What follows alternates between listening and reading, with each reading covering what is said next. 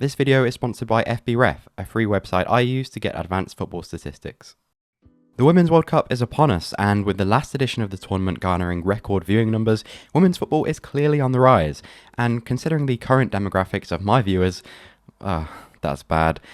What better time for me to have a first proper look at the women's game? So today I'm going to talk to you about 3 teams that, based on my initial research, I think are really going to be worth watching in this year's tournament. So if you enjoy this video and want to see more World Cup coverage, do make sure to give it a like, and let's get into it. So for the first team on my list, I've actually gone for Spain, a nation off the pitch embroiled in controversy. You may have heard that last year 15 players declared themselves unavailable for selection due to a fallout with coach Jorge Vilda, but since then some of those players have returned, and we're looking at a team that could not only be competitive, but from what I've seen, could actually be very good to watch. This is a very Spanish team, probably the most possession focused in the whole tournament. If you watch the men's team, the structure will be very familiar, a 4-3-3 which looks more like a 2-3-5 in possession with advanced 8s and wide wingers, so very much what we're used to seeing, and it's got all the triangles and rotations that you'd expect to keep the ball circulating. To make that work, Spain have a core of very technical, very intelligent playmakers, whether that's Alexia Putellas, 2 times Ballon d'Or winner, recently returning from injury, playmaker / false 9 Jenny Hermoso, who has played a lot in the games prior to this tournament, or the player that's impressed me the most, Barcelona's midfielder Aitana Bonmatí. A look at Bonmatí's scouting report gives you a glimpse of how good she is. It's pretty ridiculous. She's in the 98th, 99th percentile for pretty much all possession actions, and watching her really backs that up. She has exceptional close control, she's great on the turn, the ability to thread a pass, and the intelligent movement needed to make Spain's possession football work. She really encapsulates what this team is about, and I think she's one to watch in this tournament. And there are others in the Spain team that fit in that category. Barca teammate Selma Paralluelo is probably one of the most exciting young players in the competition, who on the right wing could give another dimension to this team. So if possession football is your thing and you want to see the most focused version of it, Spain are probably the team for you. Now, if you don't care about possession and you're looking for a more explosive, direct style of play, this second team has you covered, and that's tournament co-hosts Australia.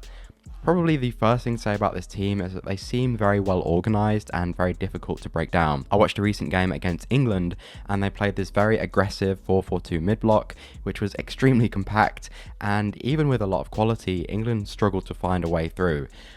Then out of that shape, Australia broke really quickly. It seems like they've got good ball carriers in midfield, decent pace up front, and their attacking transitions are one of the deadliest parts of their game. That theme carries through into their possession, where they look to get the ball forward quickly, either into runners or out into the wide areas, particularly to the right flank, where they have Real Madrid winger Hayley Raso. She's another winger in this tournament that's going to be very fun to watch, very quick, direct, wants to commit the fullback at every chance, and really this vertical approach from Australia does make a lot of sense when they've got probably the best penalty box threat in the game in the form of Sam Kerr. If you don't know, Chelsea star Sam Kerr is Australia's all-time leading goal scorer, and I found out that across the last 3 seasons for Chelsea, she's averaged a goal every 90 minutes, with a total XG over performance of 13.2, so clinical is an understatement. She's essentially a complete centre-forward with excellent movement, aerial threat, and of course lethal finishing, so Australia hitting the box as quickly and as frequently as possible is not a terrible idea. Also remember that Australia are tournament hosts, so crowds will be packed, the atmosphere will be great, and that's all going to add to the high intensity nature of this team. So yeah, I think they're going to be fun to watch and also have a very good chance of making a deep tournament run. So before I get into my third and final team, I want to make some honourable mentions. Obviously it was difficult to narrow down 3 teams from 32, and there'll be a lot of quality on show, particularly from the European contingent.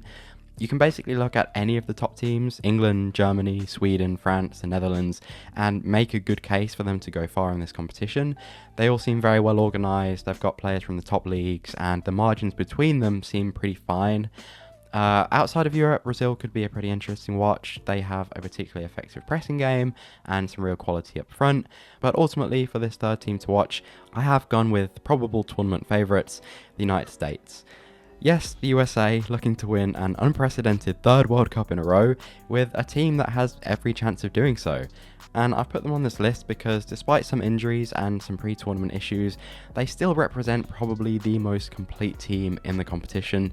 They're a pretty strict positional side, preferring different shapes in different games, but staying pretty faithful to the game plan the coach has laid out. For example, against Costa Rica's low block, they played this 3-1-6, and that shape remained intact pretty rigidly throughout pretty much the whole game. And that emphasis on structure carries over to their defensive shape, where they've got an effective press, which often generates high turnovers. But what makes the USA stand out, aside from their discipline and structure, is of course their quality. They have one of the most talented squads in the competition, and I was particularly impressed by their midfield, where they have a pretty balanced and well-settled trio of Andy Sullivan, Rose Lavelle, and Lindsay Horan. Sullivan as a 6 is an important progressor of the ball, as well as being the main screen in front of the back 4, while 8s Horan and Lavelle carry a lot of creative burden in the final third, and they're just really well-balanced profiles. Horan's scouting report is also absolutely ridiculous, just a powerhouse midfielder with the ability to carry, pass, and provide a goal threat herself. And when you combine that with an elite centre forward in Alex Morgan, who's capable of all kinds of finishes, you might be starting to see why I think this team is worth watching. So those are my 3 teams to watch for the Women's 2023 World Cup.